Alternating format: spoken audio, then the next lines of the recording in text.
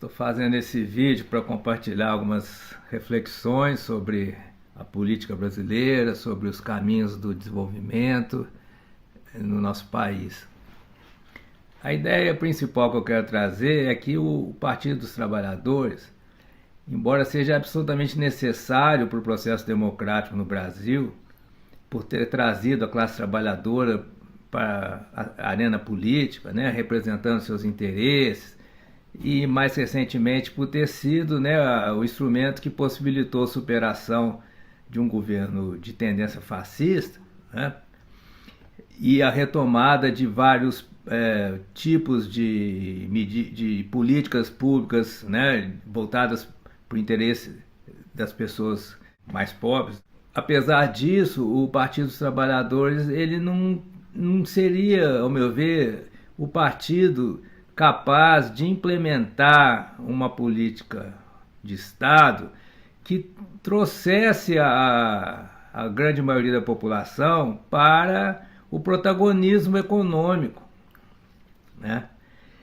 Isso fica muito evidente com as medidas econômicas do governo atual do Lula, que colocam o protagonismo nos empresários, no grande capital, né, na burguesia.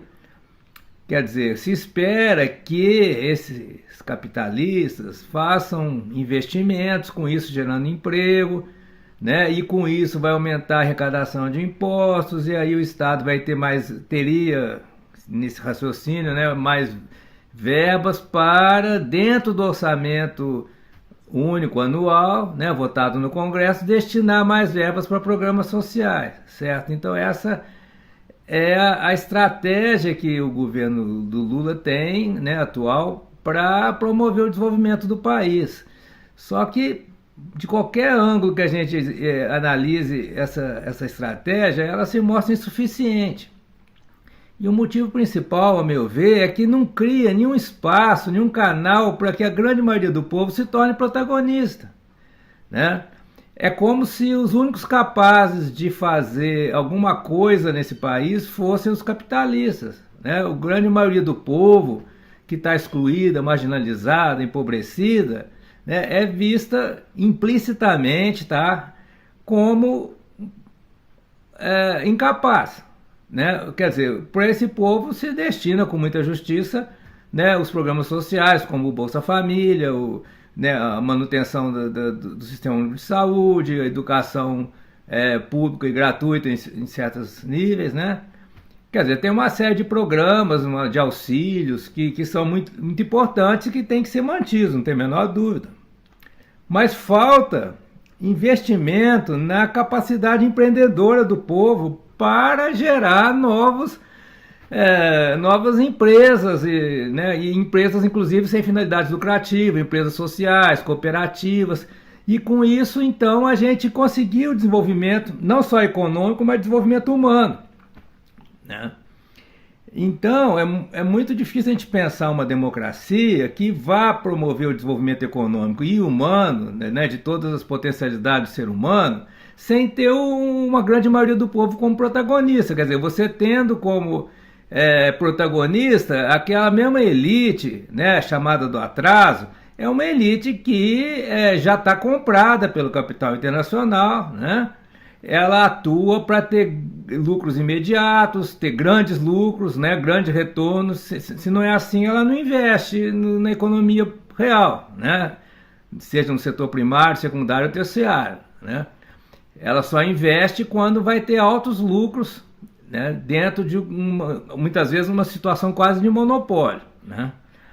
E aí sim ela tem interesse em investir, né? Mas quando se trata de investimentos que vão propiciar uma melhor relação com nossos biomas, né, com o nosso ambiente físico, químico, biológico do Brasil, né, empreendimentos novos que utilizem os recursos da natureza, né, de uma forma sustentável. Quando se trata de empreendimentos para gerar emprego, gerar produtos de interesse como alimento, né, garantir a segurança alimentar do povo, não produzir ração animal para exportação, mas produzir comida que vai ser consumida pelo povo. Quando é isso, né, não há investimento. Mas é esse tipo de investimento que a gente precisaria ter para que o país se desenvolvesse, porque o desenvolvimento tem que ser de acordo com, né, os recursos da natureza e os recursos humanos que nós temos. Então, precisaria haver uma mentalidade empreendedora de utilizar os nossos recursos humanos, né, e os recursos da natureza para gerar novos tipos de empresa, né, que gerasse os produtos, né, que vão ser os produtos consumidos por esse mesmo povo que trabalha nessas empresas e com isso gerar um ciclo de desenvolvimento. Parece óbvio, né, mas muitas vezes o óbvio é esquecido, né, porque as pessoas têm já um outro modelo mental, já outra forma de pensar. Então, né, nesse caso assim, que é o caminho seguido em outros países que se desenvolveram, né, como nós temos um pensamento colonizado, a gente não pensa isso, né? O que o povo brasileiro pensa, o que a juventude pensa? A juventude pensa em ganhar dinheiro, né, com atividades ilegais, jogos, né? Você vê a quantidade de apostas que tem na internet, ou mesmo o jogo do bicho, ou, né, a loteria, né? Pensa em ganhar dinheiro com a especulação financeira, né, trabalhando num banco ou trabalhando numa corretora, vai ganhar comissões de aplicações, aplicar em Bitcoin e criptomoedas que já se revelaram como sendo uma grande farsa, né? Isso então declinou bastante o interesse nisso, mas era um tipo de atividade que, né, que se imaginava, né, interessante. Quer dizer, então a nossa mentalidade colonial é de tal maneira que a nossa juventude ela pensa em ganhar vida, ganhar dinheiro, né, de modos puramente egoístas que nunca vão desenvolver o país, né, como pensando o povo como um sistema de relações, né, que vão incluir, né, a produção nos setores primário, secundário e também os serviços, né, no setor terciário, e o consumo, né, e garantir a segurança energética, segurança nutricional, a saúde, né, educação, etc. Quer dizer, isso que adianta pensar, o que nós podemos fazer para conseguir isso, né? Não um enriquecimento individual com atividades especulativas, ilegais, né? Então a gente vê que tem uma distorção muito grande no pensamento, né, empresarial, né, tanto nas velhas quanto nas novas gerações, né? Eu vou dar um exemplo aqui pessoal, né? Outro dia meu filho voltou da aula de empreendedorismo, né, no ensino médio. E aí disse ao professor, mandou a gente bolar uma empresa, né? Os recursos que essa empresa vai ter, o que ela vai fazer, o produto que ela vai gerar. Quer dizer, eu achei muito boa a ideia, né, das pessoas terem que pensar nisso, né? Que empresas a gente pode gerar nesse país, né? Mas só que houve algum problema na comunicação ou na preparação da aula por esse professor, que inclusive não é da área de administração. Acontece que o grupo que meu filho estava, eles fizeram um projeto de uma empresa que iria tratar a calvície, né, por meio de uma pomada. Aí eu falei, mas para você criar uma empresa, você tem que ter já uma técnica, uma tecnologia que você vai usar para gerar o produto que você vai vender, certo? Existe alguma pomada que faça nascer cabelo? Pelo que eu sei, só com implante. Você pode passar pomada numa pessoa que perdeu o cabelo, não vai nascer mais cabelo, porque não tem mais a célula que produz o cabelo, né? Bem, posso estar errado, mas eu não pesquisei sobre esse assunto, né? Não, mas nem eles. Mas qual que é o problema? Né? É de não realmente pensar a criação de empresas numa abordagem realista, com aquilo que a gente, o recurso que a gente realmente tem. Quer dizer, você não pode criar uma empresa supondo que você vai inventar uma pomada que vai acabar com a calvície. Você primeiro precisa ter essa pomada, né, para depois você criar a empresa para vender, porque senão é charlatanismo. Você vai vender uma pomada, a pessoa vai comprar a pomada, vai passar e não vai ter efeito nenhum, vai ser uma cloroquina, né? Então, quer dizer, isso mostra como que a gente, como país colonizado, a gente não entendeu e não realmente não pratica, né? Não tem essa competência de gerar empresas relevantes, né? Empresas de acordo com os nossos recursos, com as nossas condições, né? Um outro exemplo, esse também pessoal, quando eu morei nos Estados Unidos na década de 90, eu vi lá, né, que tinha as empresas sem fins lucrativos, né, o non-profit. E eu trabalhei na Unesp, né, agora estou aposentado, mas então eu vi que estavam implantando a disciplina de empreendedorismo na Unesp. Eu não fui convidado, nem me ofereci, porque era uma disciplina só voltada para empresas de fins lucrativos, né? Só se pensando no lucro, não se pensando na questão social, ambiental, naquele momento, tá? Mas na minha disciplina de filosofia da ciência, eu pensei, eu vou introduzir aqui então essa ideia da empresa social, uma empresa que presta serviços, ou ela exerce uma atividade que tem finalidades sociais, não finalidades lucrativas. E, né, usei duas reportagens que tinham saído na revista Veja daquela época, né, que estavam alinhadas. Naquela época a revista Veja estava alinhada com o governo do Lula, né?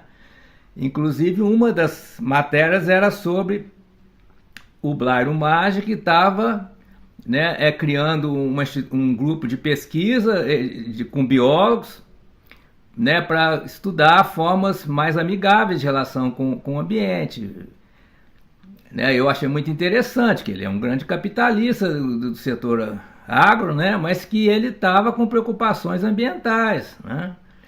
Talvez por suas conexões com o Roberto Rodrigues, que era ministro do Lula, né, e que também tinha essas preocupações, né, mais sociais e ambientais, que são muito raras, né, no mundo empresarial capitalista brasileiro. O que aconteceu?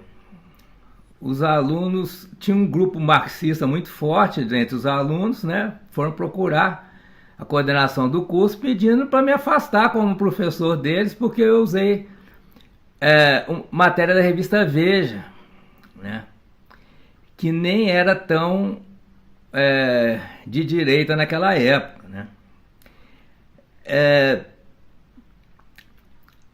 Então, o que acontece, né? Se você vem com essa ideia de empresa social, você acaba sendo rejeitado tanto pela esquerda quanto pela direita. Pela direita porque os empresários não têm essa visão, né, de finalidade ou responsabilidade social e ambiental.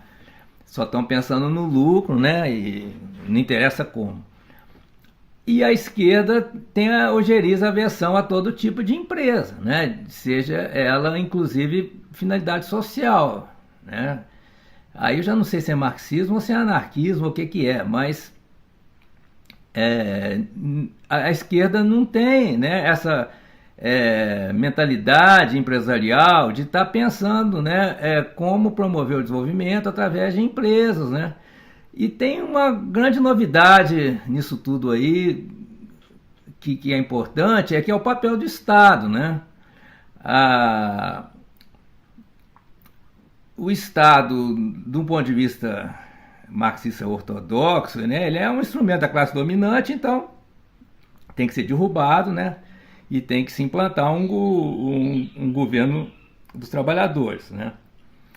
E na visão neoliberal, o Estado tem que ser reduzido, reduzindo também todo tipo de imposto ou taxa pelas quais os ricos sejam cobrados, né, para financiar o Estado, e Então, o Estado deve ser reduzido ao mínimo para não atrapalhar, né, as atividades lucrativas e nem ser um concorrente com os capitalistas, né, não concorrer com os capitalistas nas áreas mais lucrativas da economia, né. Então, essa ideia de um Estado que promova o desenvolvimento, ela ficou no Brasil muito abandonada, né? Desde a época do Celso Furtado, na década de 60, que não se retomou, né, essa ideia, né, que foi muito importante na época do Getúlio, né, mas na CEPAL, né, se teorizou muito sobre isso, mas na prática, né, a esquerda abandonou essa ideia, né, e a gente vê que essa ideia é muito poderosa, né? Na China nós temos isso, o Estado financiando iniciativas privadas, né? Então, depois de muita discussão, né, hoje um setor importante da administração e da economia está voltando a essa conclusão, que os países desenvolvidos eles contam com um papel proativo do Estado, não o Estado criando empresas estatais, não o Estado inchado de cabide de emprego, mas um Estado que financia atividade privada de acordo com finalidades estratégicas. Então, como é que seria isso no Brasil? Quais seriam nossas atividades estratégicas? Quais seriam os modos do Estado financiar o povo, não os grandes capitalistas, não ficar cobrindo rombo de banco, mas o Estado colocar dinheiro nos investimentos produtivos populares, né, em cooperativas, como no caso do movimento do Sem Terra, né, o banco criado pelo Eduardo Moreira faz isso, ele financia a produção de alimentos pelo MST, né. Então o Eduardo Moreira está fazendo algo que um banco realmente público realmente deve fazer, financiar o povo, para o povo se tornar protagonista, né. Agora, a gente precisa também, então, ter esse povo pensando, né, de acordo com esse tipo de projeto, né?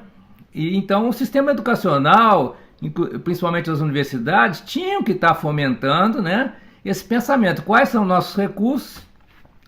Que tipo de empreendimento, de empresa a gente pode criar, seja empresa lucrativa ou não lucrativa, para usar esses recursos e gerar produtos para o consumo popular, né? Esse que é o caminho do desenvolvimento. Mas quem pensa isso no Brasil atualmente?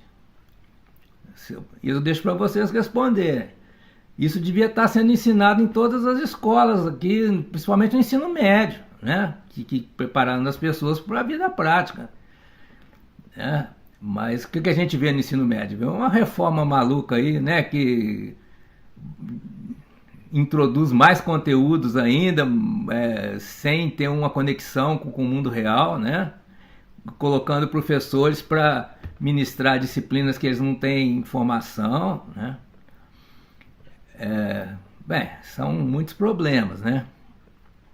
Mas eu não estou aqui propondo uma coisa assim, tipo, né, empresas que a gente poderia chamar empresas macunaímas, né? A gente inventar coisas assim mirabolantes que sejam únicas no mundo. Não, né? Não é isso que eu estou falando, né? Eu estou falando da gente ter uma postura realista de saber qual é a nossa situação, né, em termos econômicos, que vai incluir também os recursos físicos, biológicos, químicos, né? Que recursos nós temos que a gente pode usar, quais as competências que o nosso povo tem. No Brasil não tem condição, por exemplo, de ser um líder na produção de celulares de última geração. O povo não tem essa competência, né? Mas o povo tem competências. Quais são essas competências que o povo tem? Quais são as competências que, com o financiamento do Estado abundante, fácil, né, o povo vai se organizar e produzir ou gerar serviços, né? Quem procura saber isso, né? Tinha que ser o próprio Estado fazendo esse tipo de levantamento, de estudo, para financiar o povo, financiar cooperativas, empresas populares, né, empreendimentos sociais, né, que vão melhorar a condição de vida desse povo, né?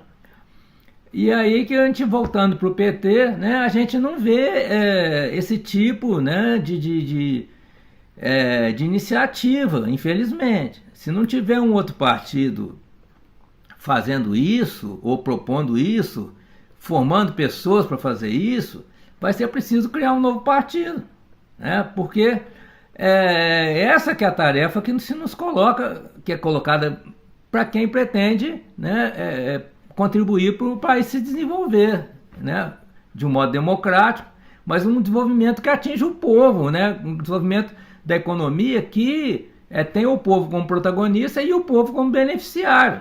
Porque a democracia é isso, é do povo, pelo povo e para o povo, certo? Então esse povão aí que está excluído, que está faminto, que está procurando ganhar dinheiro em apostas, em igrejas caça-níquel, né? Criando igreja no fundo do quintal, na garagem, para ganhar dinheiro, de outros coitados que ainda estão numa situação mais desesperadora, que vão pagar dízimo para eles, né? Esse povo que está procurando esse tipo de solução, ele precisa ser envolvido em projetos consistentes, né, de geração de empresas, né, que usem nossos recursos para gerar produtos úteis, né, para o consumo desse mesmo povo. E é nesse ciclo de produção e consumo que o país se desenvolve e as pessoas se desenvolvem, né, o chamado desenvolvimento humano. Então, a gente precisa de um partido que forme, prepare pessoas para fazer isso, né? Não é o partido fazer isso porque seria impossível, mas um partido que prepare as pessoas, a mente das pessoas para fazer isso. Não sei para quando, né? Quanto mais rápido melhor, mas infelizmente o PT não é esse partido, né? A não sei que ele sofresse uma grande transformação, mas, né, o PT ele se formou nas lutas sindicais, que é sempre exigindo que o patrão, né, pague mais, que o patrão reduza o horário de trabalho, etc. É sempre tendo como alvo o patrão, né? Só que esse patrão aí, ele já mudou para Miami, sabia? Já pôs o dinheiro lá no paraíso fiscal, foi morar em Miami e deixou a gente aqui, né? Agora nós temos que nos virar. Não tem mais esse patrão aí que está a fim de investir em trabalhador, né? O patrão que ficou aqui, ele está investindo no mercado financeiro, que dá lucro sem risco, né? Então é isso, gente. Eu acho que, me desculpem se eu exagerei, se eu ofendi alguém, a minha intenção não foi essa, né? Mas eu, como pessoa que tem formação em administração, interesse em administração pública e, além disso, tem uma carreira em filosofia da ciência, né? Eu me sinto com uma certa missão, né, de falar isso que eu falei aqui, tá bom? Um abraço, até a próxima.